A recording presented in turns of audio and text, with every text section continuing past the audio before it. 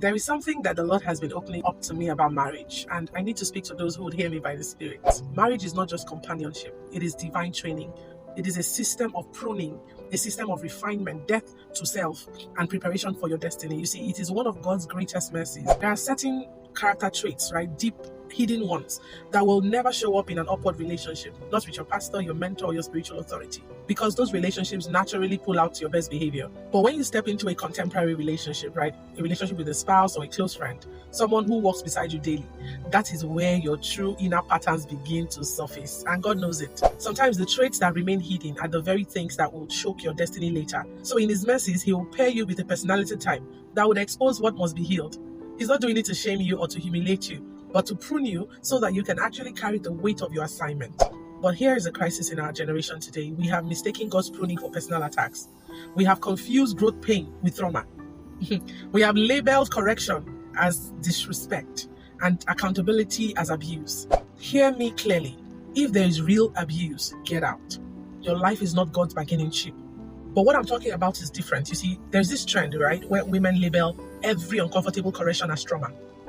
I'm traumatized. And the men label every expression of emotion as disrespect. You see, meanwhile, God is trying to deal with pride, ego, communication issues, emotional immaturity, and belief systems that have been limiting them for years. But let me give you an example. If a man's destiny is to mentor Gen Zs, for instance, he must lose his ego, because Gen Zs will call you by your first name without blinking. Yeah, they won't kneel down to greet you, sir. They won't bow. You know, respect is not automatic, it is relational with them. So God, knowing your assignment and understanding the people you're called to serve, He may give you a playful wife, someone that is playful and affectionate, right? Someone who will rub your beard and call you sweet boy, not to disrespect you, but to soften you up, to unbuild the patriarchal wiring that you grew up with. But because of your upbringing, you may interpret that love as dishonor.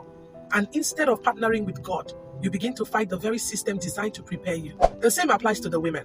So maybe she talks too much, too sharply, too freely, and God wants to use that voice, that very voice, to shape nations. But before He can, He needs to refine her tone, her timing, her attitude. So He allows her to marry a man who will not accept disrespect.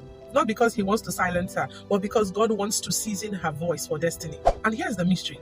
The moment a couple decides we will grow, we will submit, we will adjust, we will die to self, heaven responds instantly. Breakthroughs begin to happen. Doors that were locked start to shake. Divine favor increases, assignment becomes clearer, not because the prayer was powerful, but because the alignment was finally right.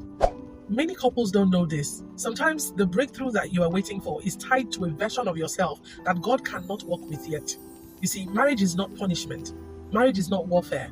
Marriage is refinement for destiny. God bless you. Have a good day.